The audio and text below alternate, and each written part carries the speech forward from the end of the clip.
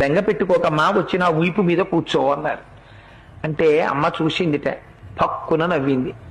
వానరుని యొక్క చేష్టితమును బయట పెట్టాడో. ఎందుకని? అప్పటికి స్వామి చిన్నవారై ఉన్నారు, పిల్లంత వారై ఉన్నారు.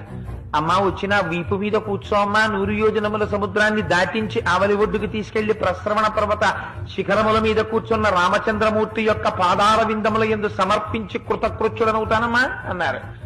అంటే అమ్మ నవ్వి ఓ మాట అంది.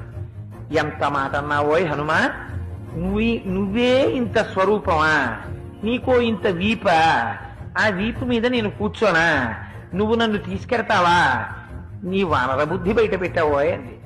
అంటే పాపం అంతకు ముందు ఎవరి చేత అధిక్షేపింపబడి ఎరగడు మహానుభావుడు. అంత మాట నేసింది అమ్మ నన్ను.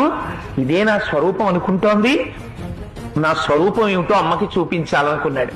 మెరుమందర సంకాశౌ భవౌదీప్తానల ప్రభ అగ్రతవ్యవతస్తే చ సీతాయా వనరోత్తమ.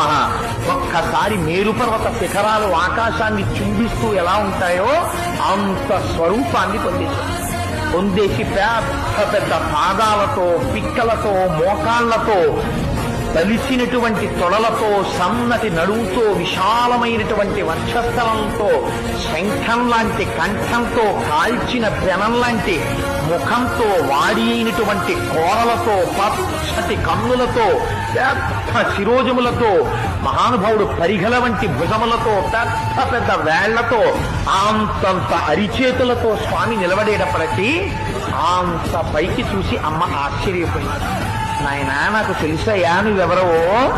100 యోజనముల సముద్రాన్ని నీ దర్శన సామర్థ్యమును ప్రకటించి దాటి వచ్చిన రోజునే గుర్తించాను నువ్వెవరో. ఇలా రాగలిగినటువంటి శక్తి ఒక్క గరుత్మంతుడికుంది, నీ తండ్రి వాయుదేవుడికుంది. నాయనా, నాకు తెలిసి నీకుందిరా. నువ్వింత సమర్థుడవు కాకపోతే రామచంద్రమూర్తి నిన్ను నా దగ్గరకు పంపరు.